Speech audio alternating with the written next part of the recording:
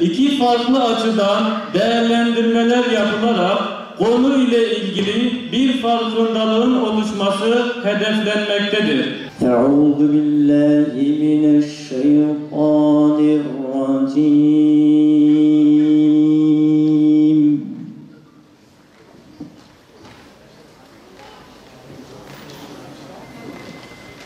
Bismillahirrahmanirrahim.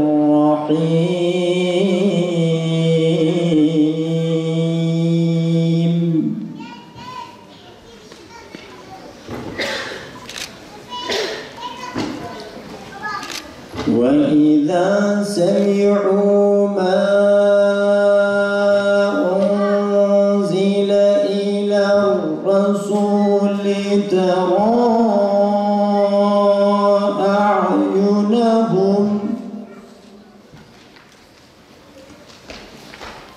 تَرَى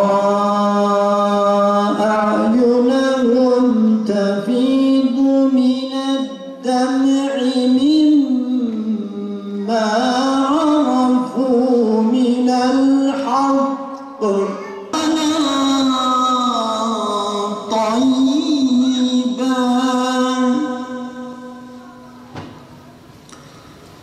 İşte bu iyilik yapanların mükafatıdır.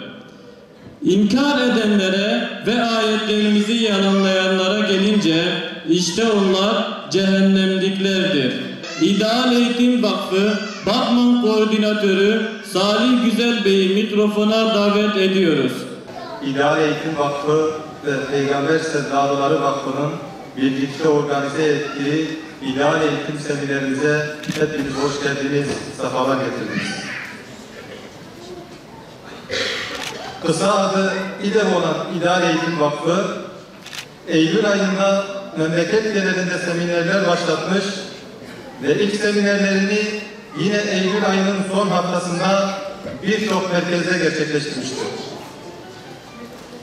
Malumunuz olduğu üzere Peygamber Sevdalıları Vakfı, yıllardır yüz binlerin katıldığı siyer sınavları ve büyük kitlelerin katıldığı açık alan etkinlikleri ve salon seminerleri organize etmektedir. Konuluşu kısa olmasına rağmen İdeal Eğitim Vakfımız, Peygamber Sevdalıları Vakfı ile bir araya gelerek imkan ve tecrübelerini birleştirmek suretiyle İdeal Eğitim seminerlerini birlikte organize etmeyi, böylece halkımıza daha iyi hizmet vermeyi amaçlamışlardır. Onun için İdeal Eğitim seminerleri bundan böyle İDEV ve Peygamber Sevdalıları tarafından birlikte düzenlenecektir.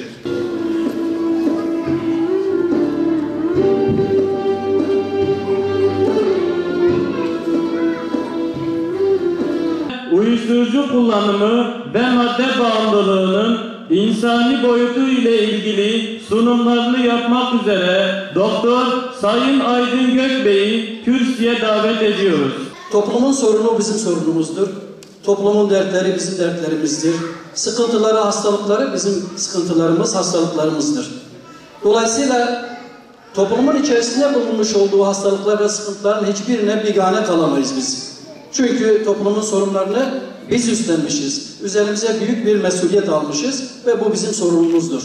Dolayısıyla bizim için biliyoruz ki kendi camiamız, derneklerimiz, vakıflarımız olarak da yani toplumda çok fazla kıymeti olmayan bir konuyla karşımıza hiçbir zaman gelmeyiz. Demek ki bu konu sadece bir ülkeyi, bir coğrafyayı değil, aslında bütün bir dünyayı etkiliyor.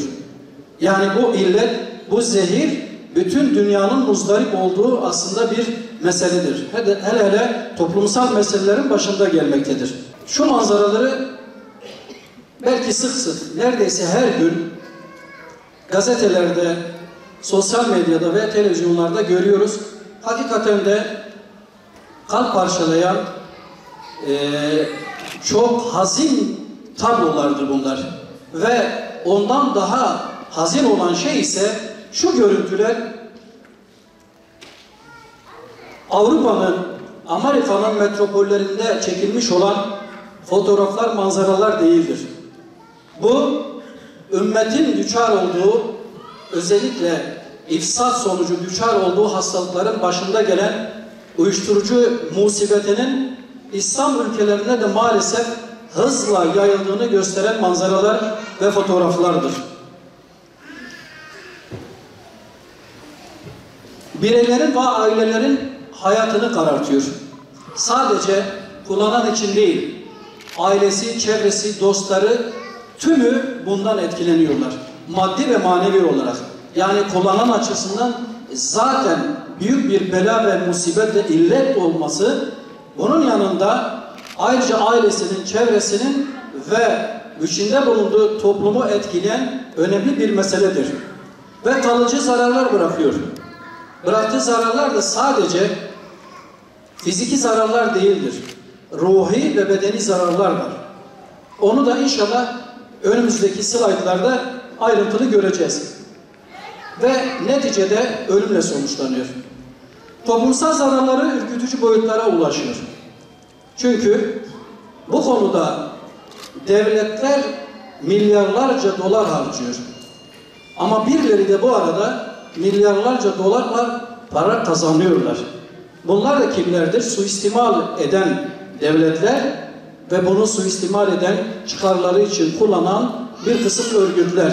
Ve o örgüt bizim bölgemizde de maalesef ona benzer örgütler bizim memleketimizde de mevcuttur.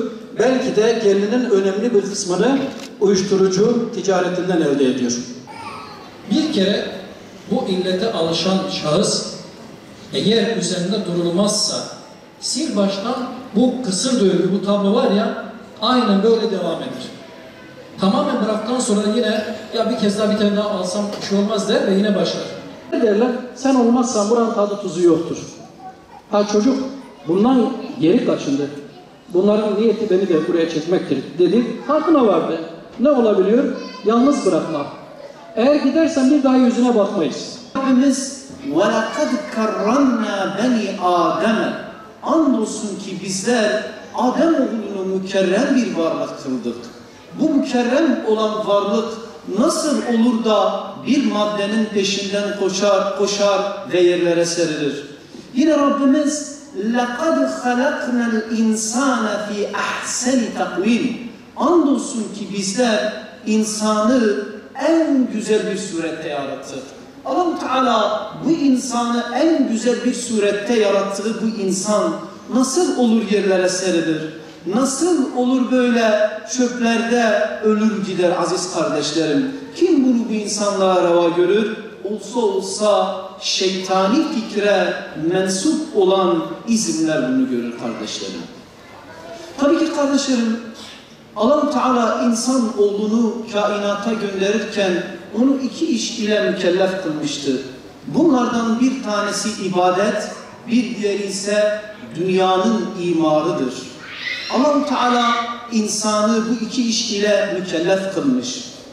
Bu iki işin de gerçekleşebilmesi için insanoğlunda aklın olması lazımdır. İbadetini insan tam bir şekilde yerine getirebilmesi için, dünyanın imarını Allah'ın dilediği bir şekilde yapabilmesi için onda aklın olması lazım. İşte insanlığın düşmanı olan, ibadetin düşmanı olan insanlar ise insandan o aklın gitmesi için bütün güçlerini sarf etmektedirler. Tabii ki tüm şeriatların, Yahudiliğin, Hristiyanlığın ve İslam öncesi gelen bütün şeriatların gelişlerinden 5 maksat vardır kardeşlerim. Bunlara İslam fıkhında makasid-ü şeriat denilir. Şeriatın maksatları, bakın namazın maksatı nedir? Orucun maksatı nedir? Zekatın maksatı nedir? Bunların tümünün maksadı ve yine Allah-u Teala bazı şeyleri insanoğluna haram kılmasındaki maksat 5 şeyi korumaktır. Bunlar da insanoğlunun ilk olarak dinini korumasıdır. İkinci olarak malı korumaktır. Nefsi korumaktır. Aklı korumaktır ve ırzı korumaktır. Tüm şeriatlar bunun için gelmiş. Hatta beşeri ideolojilerde de buna benzer bazı kesitler bulunmaktadır kardeşlerim. Ama bu uyuşturucu denilen illet bu 5 maksadın tümüne zarar vermektedir. Uyuşturucu denilen illet tüm şeriatlerin, 124 bin tane peygamberin ve yine 4 büyük kitabın, suhufların insana getirdiği o öğretilerdeki makasıd-ı şeria dediğimiz şeriatın 5 maksadına can, mal, din, ırz ve akıl maksatlarına zarar vermektedir.